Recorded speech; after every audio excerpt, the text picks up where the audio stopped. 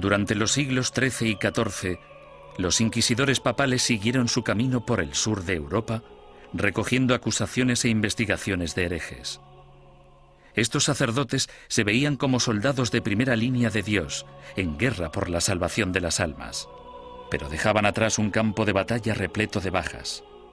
La Inquisición asustaba a los ciudadanos y les obligaba a traicionar a sus amigos y vecinos, destruyendo familias y convirtiendo comunidades pacíficas en una fábrica de mentiras y sospechas.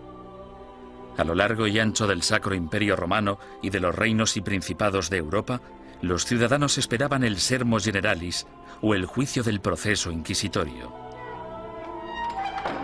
Los castigos o penitencias iban desde el azotamiento público al encarcelamiento o a los trabajos forzados. A menudo se obligaba a los convictos a llevar ropa distintiva para hacer pública su vergüenza. Lo habitual es que llevaran una cruz amarilla en sus ropas, una en la parte delantera y otra en la espalda, y tenían que llevarlas siempre que salieran a la calle. No podían ocultarlas con nada, y si se caían se suponía que debían reponerlas. Los que iban marcados con la cruz amarilla se convertían en parias de la comunidad, pero su destino era clemente comparado con las penitencias que sufrían los herejes reincidentes, es decir, los que se retractaban y luego volvían a sus viejas costumbres. Su castigo era la ejecución. El derecho canónico, sin embargo, prohibía a los miembros del clero participar en cualquier juicio de sangre, por lo que los inquisidores entregaban a los herejes condenados a las autoridades civiles. Los inquisidores derramaban algunas lágrimas de cocodrilo y decían algunas palabras con la esperanza de que las autoridades civiles mostraran clemencia con esa gente. Sin embargo, su mayor deseo era que los condenaran a la hoguera. Cuando la Inquisición entregue a los culpables de herejía al poder civil, el magistrado de la ciudad deberá hacerse cargo de ellos en el acto y, en un periodo máximo de 5 días, deberá ejecutar las leyes hechas contra ellos. Papa Inocencio IV, 1252. Una vez completado el juicio sermos generalis, las autoridades laicas escoltaban a los condenados hasta un emplazamiento alejado de las calles de la ciudad. Allí los ataban a estacas de madera apuntaladas sobre toneladas de leña. Los inquisidores nunca acudían a estas ejecuciones. Se te permitía hacer la última confesión a un sacerdote si lo deseabas. Sin embargo, puesto que estabas bajo la custodia del poder laico, no podías hacer nada para escaparte de ellos porque estaban obligados a ejecutarte. Quemar en la hoguera es una de las sentencias de muerte más horribles que se puedan imaginar. Las llamas podían tardar horas en consumir por completo al condenado. Si la víctima estaba de suerte o sus familiares eran suficientemente influyentes, entre la leña se colocaba mucha madera húmeda para que generara mucho humo. La muerte por asfixia era preferible a la agonía de quemarse vivo.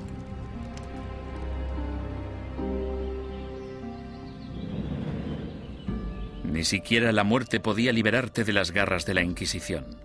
En ocasiones, personas que habían muerto hacía años recibían acusaciones post-mortem y eran condenadas por herejía. Se saqueaban sus tumbas y se lanzaban sus restos a la hoguera. Desgraciadamente para la familia del fallecido, lo peor aún estaba por llegar. Las autoridades civiles confiscaban automáticamente todas las propiedades de los herejes fallecidos, dejando desvalidos a sus esposas e hijos sin importar su lealtad religiosa. La mañana siguiente a una ejecución a menudo atraía a los coleccionistas de reliquias, basureros que acudían con sacos a barrer las cenizas en busca de piezas de cadáveres. En la mayoría de los casos no se trataba ni de necrófagos ni de locos. Normalmente eran los que creían que aquellos que morían ejecutados eran mártires y merecían ser venerados. Mucha gente pensaba que los herejes eran buenos cristianos y los inquisidores gente malvada, por tanto podía darse un contraataque. El siglo XIV fue testigo del punto más álgido de la campaña de la Inquisición. Gracias a su inmenso poder, la Iglesia combatía la traición con la misma dureza incluso contra sus propios rangos. Cuando un grupo de franciscanos decidió desvincularse de la orden y llamarse a sí mismos franciscanos espirituales, el Papa Juan XXII les acusó de abandonar los ideales de su fundador, San Francisco de Asís, y ordenó a la Inquisición que acabara con ellos. Tras quemar en la hoguera a 4 líderes franciscanos espirituales en Marsella el año 1317, la mayoría de los rebeldes restantes volvieron a la orden original. Durante los 150 años de la Inquisición papal de Gregorio IX, los principales movimientos herejes, los cátaros y los valdenses, fueron virtualmente erradicados de la Europa occidental. Al reducirse el número de herejes, parecía que la Inquisición acabaría desapareciendo por completo. Sin embargo, el negocio de la cacería y el castigo de brujas resucitó el proceso con una venganza durante el siglo XIV. Se consideraba herejía, puesto que se creía que para conseguir poderes el hechicero debía renunciar a Dios y a su bautismo. Es decir, que debía romper un contrato y rendir algún tipo de homenaje al diablo para poder conseguir esos poderes. El diablo nunca da nada a cambio de nada. La política corrompió los primeros casos de brujería.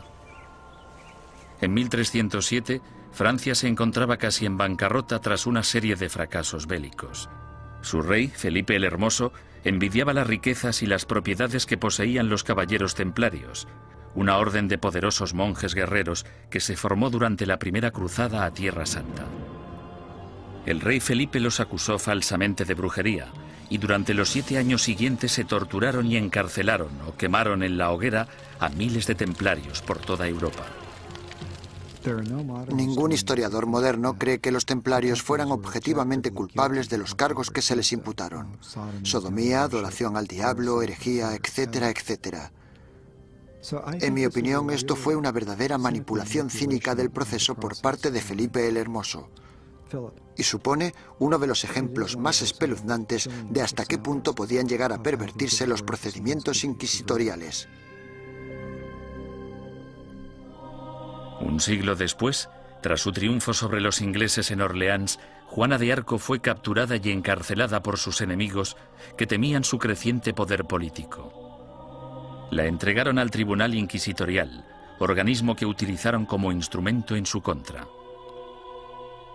Los que acusaban a Juana defendían que las voces que ella consideraba su inspiración eran las voces del diablo y que sus premoniciones eran brujería. Juana fue condenada y murió en vehemente agonía. La nueva herejía de brujería diabólica parecía muy peligrosa tanto para la Inquisición como para las autoridades civiles, y engendró el manual práctico más relevante e influyente de todos. Publicado en 1486, Malleus Maleficarum, o el martillo de las brujas, proporcionaba apoyo teológico, consejos legales y varias técnicas para acusar, torturar y sentenciar a las brujas. Se trata de un documento infame, puesto que crea la imagen arquetípica de la mujer bruja, además de ser una de las obras de todo el mundo literario que muestra más abiertamente su misoginia. Cuando una mujer piensa por sí misma, solo piensa en cosas malas. Como son más débiles de cuerpo y alma, no resulta sorprendente que puedan sucumbir al hechizo de la brujería. Toda brujería procede de la lujuria carnal que en las mujeres es insaciable. Malleus Maleficarum. La historia ha demostrado que uno de los autores de Malleus Maleficarum, un inquisidor de nombre Heinrich Kramer, tenía ciertos problemas para controlar su propia insaciable lujuria carnal.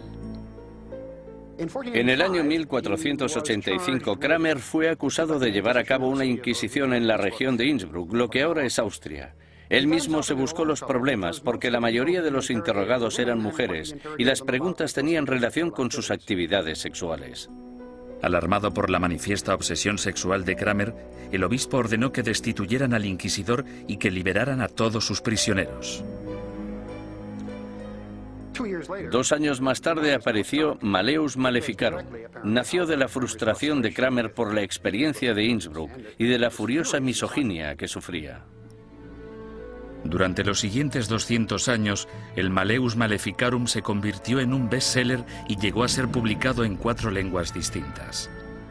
estaba destinado a convertirse en la principal fuente de inspiración de los cazadores de brujas laicos, católicos y protestantes que aterrorizarían Europa y Norteamérica durante los siglos XVII y XVIII. Durante el siglo XV, sin una nueva política ni postura por parte del papado, la Inquisición empezó a desvanecerse poco a poco. Por lo general, los tribunales inquisitoriales se mantenían en activo solo si un inquisidor en particular quería seguir persiguiendo la herejía. Si no quería, no pasaba nada. Y así fue como los tribunales fueron perdiendo fuerza. Sin embargo, en España, la astucia política del rey y la devoción de la reina se apoderaron del proceso inquisitorio e hicieron que su aterrador poder recayera en su propia gente. El número de personas que se quemaban vivas en una misma hoguera era pasmoso, incluso para los estándares actuales.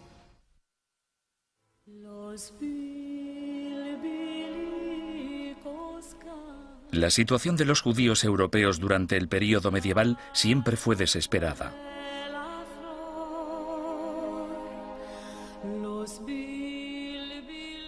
Expulsados de una nación tras otra, a partir del siglo IV, algunos finalmente se establecieron en España. Prosperaron viviendo y trabajando en relativa armonía tanto con musulmanes como con cristianos. Pero a finales del siglo XIV, una serie de problemas económicos y levantamientos sociales despertaron antiguos prejuicios. En las décadas de 1380 y 1390, amotinamientos en contra de los judíos provocaron el incendio de sinagogas y el asesinato de miles de judíos. La solución de las autoridades españolas fue expulsar del país a todos los judíos que no se convirtieran al cristianismo. Muchos decidieron marcharse, otros, sin embargo, hartos de una persecución sin fin, optaron por abandonar la religión de sus antepasados para poder quedarse en España. La conversión en masa de los judíos el año 1391 en España es casi única en la historia judía.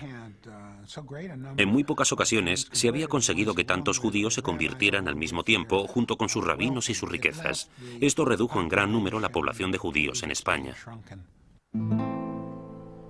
Debido, al menos en parte, a su antigua ética cultural de escolarización y esfuerzo continuo, estos nuevos cristianos, llamados conversos, prosperaron durante las décadas siguientes. Como judíos habría sido ilegal que realizaran ciertos trabajos o que ocuparan ciertas posiciones en el gobierno. Sin embargo, como cristianos las posibilidades abundaban.